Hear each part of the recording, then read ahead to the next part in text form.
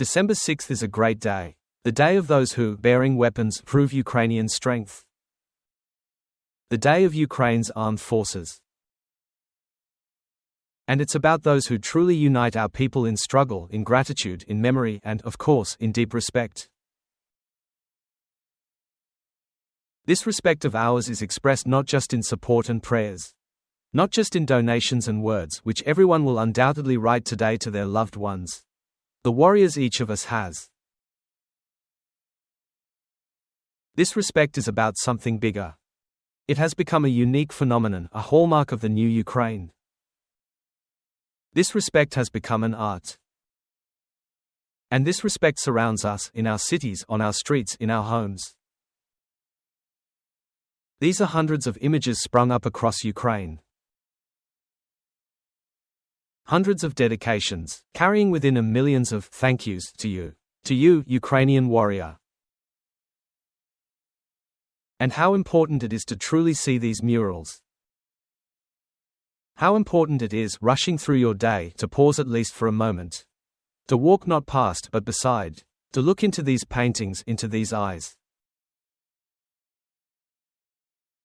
To remember what they have done in the war for Ukraine's independence. To value it, and for that we must know the story of each one of them. The one who defended their native Kyiv and then flew to aid the besieged Mariupol. Or the one who grew up in Donbas and defended the capital. Who was a world-class jiu-jitsu medalist and became a defender of Ukraine. Who was a world-famous opera singer and became a Ukrainian warrior. And the one who was a jeweler, with what friends called golden hands, and used those hands to destroy the occupiers. Different fates, same values. Different names, equal honor to all. They grew up in different cities, different families, different homes, yet all were raised as true heroes. And how much pride and pain coexist in this symbolism.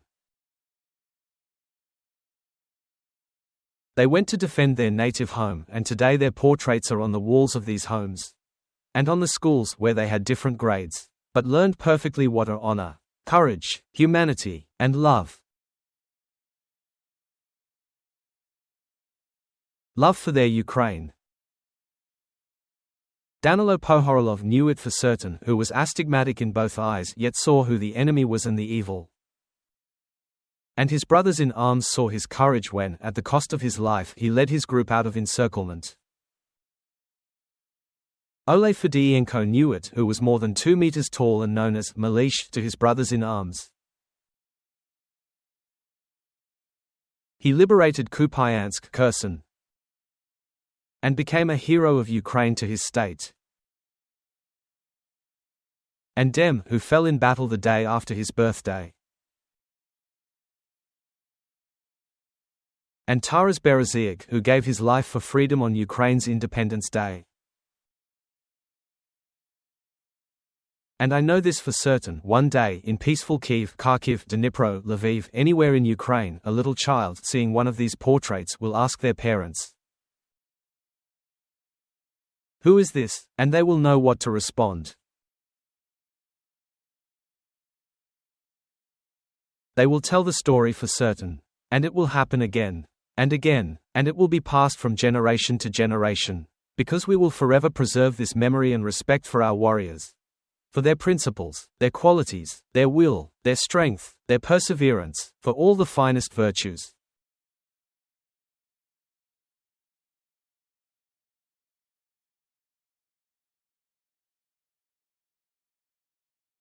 And every such canvas, every color, shade, every stroke carries these stories. These deeds, these steps. You can feel it. You must feel it. Feel how, in 2014, Vitaly Trukhan left university and went to the ATO zone. How, always on the forward line, Oleksiy Ostapenko told his wife, "If not us, then who?" How Oleksiy Movchian rescued 11 people and a cat from under the rubble. How Taras Chaika saved his crew, and now an auditorium at the National University bears his name. Stand strong, you are all we have. These were my words to our warriors on the first day of the war. And you stood strong. You stood when almost no one believed in Ukraine, when they told us, you have a week at most, you have no chance, you have no option but surrender. Yet you stood, and you endured. And that is why Ukraine stands. Because it believes in itself, because it respects itself, and it defends itself. And shoulder to shoulder with those who met the invasion in the ranks of the armed forces of Ukraine, hundreds of thousands more of their compatriots joined. Ukrainian men, Ukrainian women. Remarkable, fearless, real. The first female commander of an artillery unit. A sniper who eliminated dozens of occupiers. A machine gunner who went to the front at 19. Tashka, Tyra, Kasena, Ruda, and dozens of thousands of brave girls and women in the armed forces. All of them who had their own pursuits but chose one, to defend their homeland. And everyone who was who they dreamed of being but became who they had to be. A warrior. The one who studied at the Academy of Culture and defended their native Kyiv. Who dreamed of being a historian, knew cartography well, thanks to which led and saved many of his brothers in arms. Who played the accordion, did folk dancing, and became a combat medic and saved lives. The one who destroyed 7 enemy aircraft and is the youngest hero of Ukraine. All this is about our lives, divided into before and after February 24th. Someone was an entrepreneur, a teacher, a farmer, a clothing designer. Someone was raising 5 children. Someone dreamed of traveling the world. Had a successful startup. This is what Russia does. It hits not only cities, it destroys dreams. Russia attacks not just buildings, it attacks lives and futures. And it leaves us no choice. And this choice, in favor of Ukraine, was made. Chorny could have worked on the railway, but he had an iron will and fought for the country in the Kharkiv and Donetsk regions. He is forever 24. Krylov was born in Lviv and defended us near Bakhmut. He is forever 21. Box was born in Kyiv and defended us near Zaporizhzhia. He is forever 23. Yet they all did not leave us, they are among us. Forever. In our hearts, in our poems, in every thank you message.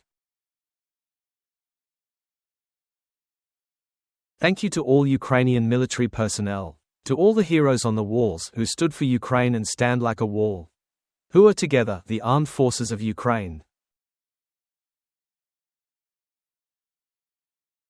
It's more than an army, more than a family. They embody us, all of Ukraine, what we fight for, how and why. When there are no more cities and villages that aren't ours, each one is ours, each one is dear to us, and every corner of Ukraine is defended by fighters from every corner of Ukraine.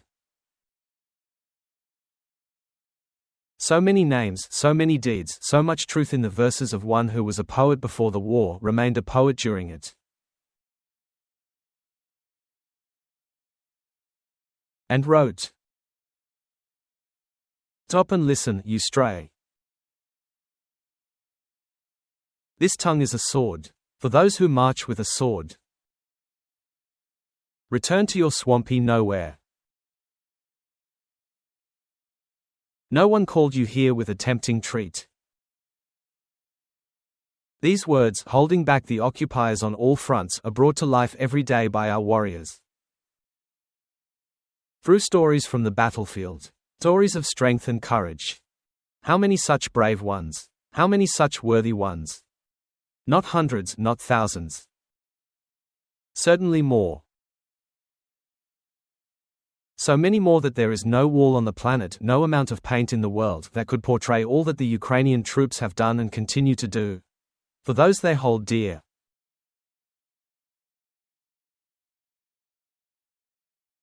For children, parents, their beloved, for every little girl who spends almost every night in a shelter. For Ukraine, which matures, which has learned to be fearless, which has no right to give up. Ukraine that will not forget and will not forgive. That is forging itself in struggle. That one day will flourish again. And that has united for this very reason. And this unity is engraved. And therefore, Lviv hosts a tribute to Mariupol and the path home. And Dnipro reminds everyone of our roots.